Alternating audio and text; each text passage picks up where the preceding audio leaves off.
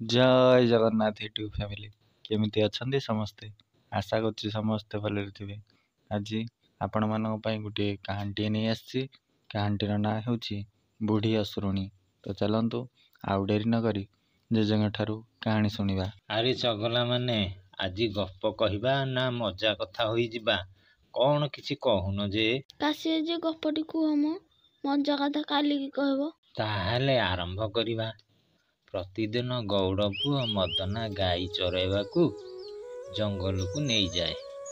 ତା ମା ପ୍ରତିଦିନ ଖାଦ୍ୟ ନେଇଯାଏ ଖାଇବା ପାଇଁ। ଦିନକର କଥା, ମା ମଣ୍ଡା ପିଠା ନେଇ ଯାଇଥାଏ। ମା କହି ଆସେ, ଆରେ ପୁଅ ମଦନା, ବେଗେ ଗାଈ ଧରି ଚରାଇ ଆଣିବୁ ହେରି। ମଦନାର ମା ନେଇଥିବା ମଣ୍ଡା ପିଠାକୁ ଖାଇ ସାରିବା ପରେ ଆଉ ଏକ ପିଠା ବଳକା ହେବାରେ ଗୌଡ଼ ପୁଅ ମଦନା ଗାତ ଖୋଳି ମଣ୍ଡା ପିଠାଟି ପୋତି ଦେଇ ସାରିବା ପରେ କହିଲା, ମଣ୍ଡାରେ ମଣ୍ଡା, କାଲିକି ତୁ ଗଜା ହୋଇ ଗଛ ହୋଇ ଯାଇଥିବୁ। ସେ ମଦନା ତା ପରଦିନ ଗଲା। ଗାଈ ନେଇ ଗାଈକୁ ପଦାରେ ଛାଡ଼ି ଦେଖେ ତ ମଣ୍ଡାଟି ଗଛ ହୋଇ ଯାଇଛି। ଫେରେ କହିଲା, ମଣ୍ଡା, ତୁ କାଲିକି ବଡ଼ ଗଛ ହୋଇ ଯାଇଥିବୁ। ତା ପରଦିନ ଯାଇ ଦେଖିଲା ଗଛଟି ବଡ଼ ହୋଇଯାଇଛି। ଗାଈ ଚରାଇ ଫେରିଲା ବେଳେ କହି ଆସିଲା, କାଲି ଆସିଲା ବେଳକୁ ମଣ୍ଡା ତୁ ଫୁଲ ହୋଇ ଫଳିଥିବୁ। କାଶୀ ଯେ ମାଟିରେ ମଣ୍ଡା ପୋତିଲେ ଗଛ ହୋଇଥାଏ? ଆରେ ନା, ଶୁଣ କହୁଛି। ଗୌଡ଼ ପୁଅ ମଦନା ତା ପରଦିନ ଯାଇ ଦେଖିଲା ମଣ୍ଡା ଫୁଲ ହୋଇ ଫଳ ଫଳିଛି। ଫେରି ପାଣି ଦେଇ କହି ଆସିଲା, କାଲିକୁ ପାଚି ଯାଇଥିବୁ। ଗାଈ ନେଇ କାଲି ଗଲା। ଯାଇ ଦେଖେ ତ ମଣ୍ଡା ପାଚି ଯାଇଛି।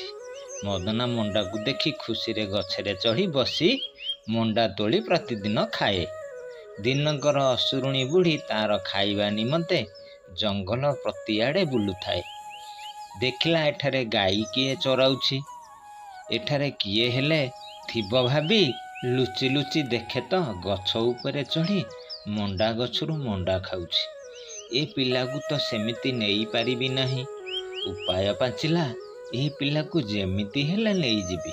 ଅସୁରୁଣୀ ବୁଢ଼ୀ ତାର ରୂପକୁ ବଦଳାଇ ଗଛ ପାଖକୁ ଯାଇ ଗୌଡ଼ ପୁଅ ମଦନାକୁ କୁହେ, ହଇରେ ପୁଅ, ତୋ ନାଁ କଣ? ଆଉ ମୋତେ ଦୁଇଟି ମଣ୍ଡା ଦେଲେ ହୁଅନ୍ତାନି? ଭାରି ଭୋକ ହେଉଛି।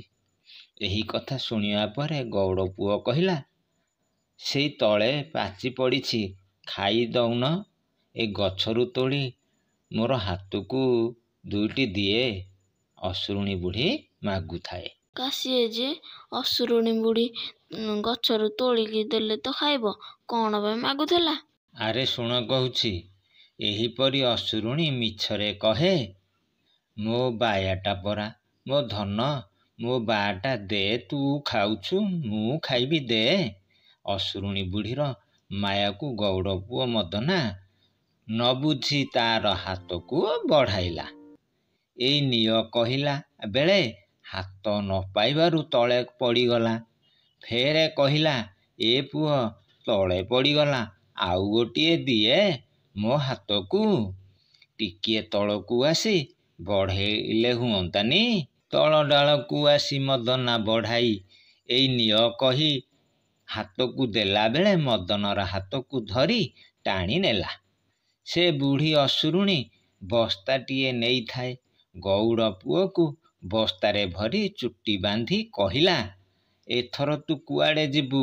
ମୁଁ ତୋତେ ନେଇ ଘରେ ରାନ୍ଧି ଖାଇବି।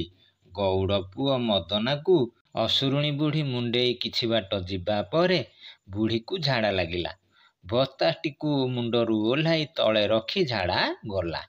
ବସ୍ତା ଭିତରେ ଗୌଡ଼ ପୁଅ ଥାଇ ଜୋରରେ କହିଲା, ଭାଇ କିଏ ହେଲେ ମୋତେ ବଞ୍ଚାଅ, ଏ ବୁଢ଼ୀ ଅସୁରୁଣୀ ମାରି ଖାଇଯିବ। ପାଖ ପୋଖରୀରେ ଗାଧୋଉଥିବା ଲୋକ ଶୁଣିଲେ। ଗୋଟିଏ ଲୋକ କିଏ କେଉଁଠି ଡାକୁଛି କହି କାନେଇ କାନେଇ ଆସି ବସ୍ତାଟିକୁ ଦେଖେ। ଚୁଟି ଖୋଲି ଦେଖିଲା ମଣିଷଟିଏ। ତାକୁ ବସ୍ତାରୁ କାଢ଼ିବା ପରେ ସେ ଗୌଡ଼ ପୁଅ କଣ୍ଟା, ମାଟି, ଗୋଡ଼ି ଇତ୍ୟାଦି ବସ୍ତାରେ ଭରି ଚୁଟି ବାନ୍ଧି ପଳେଇ ଆସିଲା। କାଶିଏ ଯେ ଏଇ ଅସୁରୁଣୀ ବୁଢୀ ଗଉଡ ପୁଅକୁ ନେଇଥିଲା ମାରି ଖାଇବା ପାଇଁ। ତାପରେ ଆରେ ଶୁଣ, ଅସୁରୁଣୀ ବୁଢ଼ୀ ଗାଧୋଇ ସାରିବା ପରେ ବସ୍ତାକୁ ମୁଣ୍ଡରେ ମୁଣ୍ଡାଇ ଚାଲିଲା। ତା ମୁଣ୍ଡରେ କଣ୍ଟା ଫୋଡ଼ି ହେଇଯାଉଥାଏ। ସେ ବୁଢ଼ୀ ଅସୁରୁଣୀ କହୁଥାଏ, ତୁ କେତେ ଚୁମୁଟୁଚୁ ଚୁମୁଟେ। ବୁଢ଼ୀ ଘରେ ଯାଇ ଖୋଲି ଦେଖିଲା, ସେଥିରେ ଗଉଡ଼ ପୁଅ ନାହିଁ। ବୁଢ଼ୀ କହିଲା, ହଉରେ ପୁଅ, ଆଜି ଖସିଗଲୁ। ଏଥର ଧରା ପଡ଼ିଲେ ତୋତେ ଛାଡ଼ିବି, ରହ। ଗଉଡ଼ ପୁଅ ସେହି ପଟକୁ ଗାଈ ନ ନେଇ ଅନ୍ୟ ଆଡ଼େ ନେଇ ଚରାଇ ଆଣେ। 2 ବା 3 ଦିନ ପରେ ପୁଣି ଗାଈ ନେଇ ଛାଡ଼ି ଦେଖେ ତ ମଣ୍ଡା ପାଚିଛି।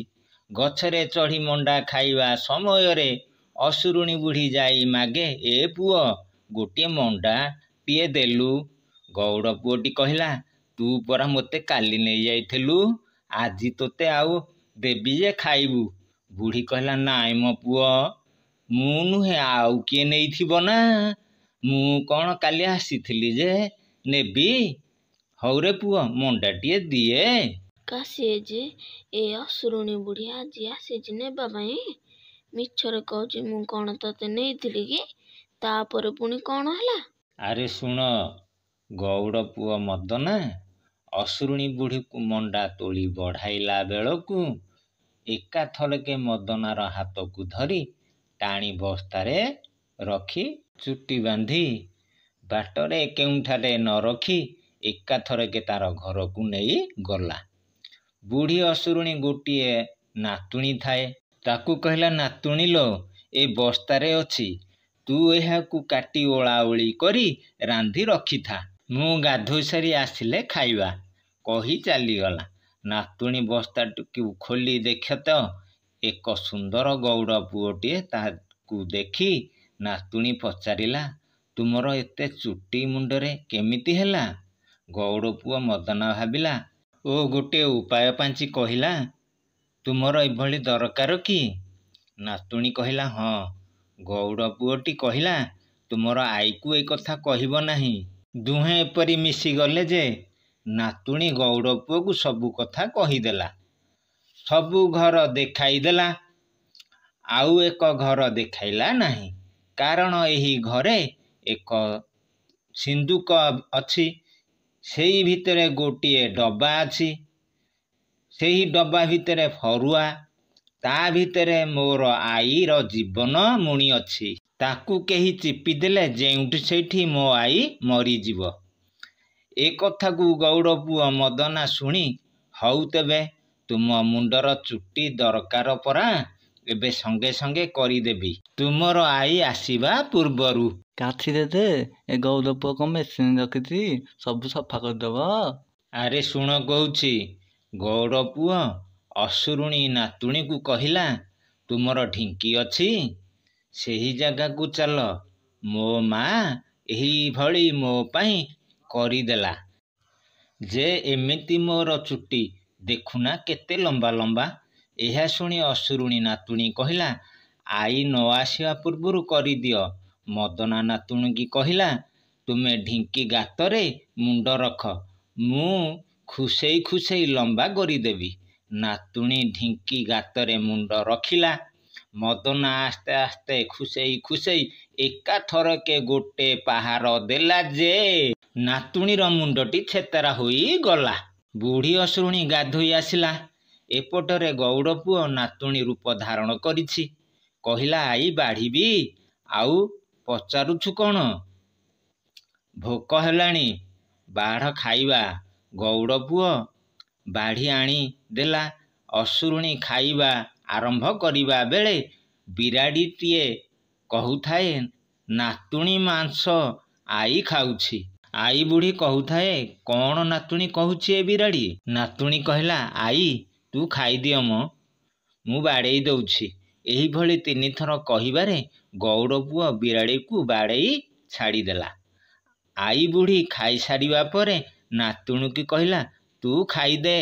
ନାତୁଣୀ କହିଲା, ତୋର ଡେରି ହବା ଦେଖି ମୁଁ ଆଗେ ଖାଇସାରିଛି। କାଶିଏ ଯେ ଅସୁରୁଣୀ ବୁଢ଼ୀର ନାତୁଣୀକୁ ମାରି ରୋଷେଇ କରିଦେଲା ଖାଇବା ପାଇଁ। ତାର ଆଈ ଜାଣିପାରିଲାନି। ତାପରେ ଆରେ ଶୁଣ, ଏହିଭଳି ଗଉଡ଼ ପୁଅ ନାତୁଣୀ ରୂପରେ ଚଳୁଥାଏ। ଏପଟରେ ଗଉଡ଼ ପୁଅ ଘର ଲୋକ ଖୋଜୁଥାନ୍ତି। ଏହି ଗଉଡ଼ ପୁଅ ନାତୁଣୀକୁ ଅସୁରୁଣୀ କହିଲା, ମୁଁ ବାହାରକୁ ଯାଉଛି, ଆଜି ଡେରିରେ ଆସିବି, ତୁ ରାନ୍ଧି ଖାଇଦବୁ। ଏହା ଶୁଣି ସାରିବା ପରେ ଗଉଡ଼ ପୁଅ ମଦନାକୁ ସୁବିଧା ହେଲା।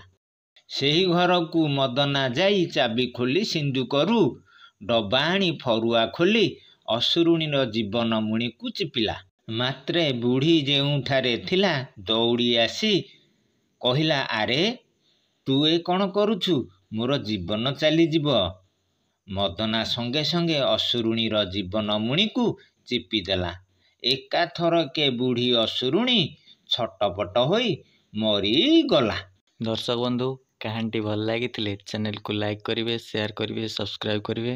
ଆଜି ପାଇଁ ଏତିକି, ରହୁଛୁ। ଜୟ ଜଗନ୍ନାଥ।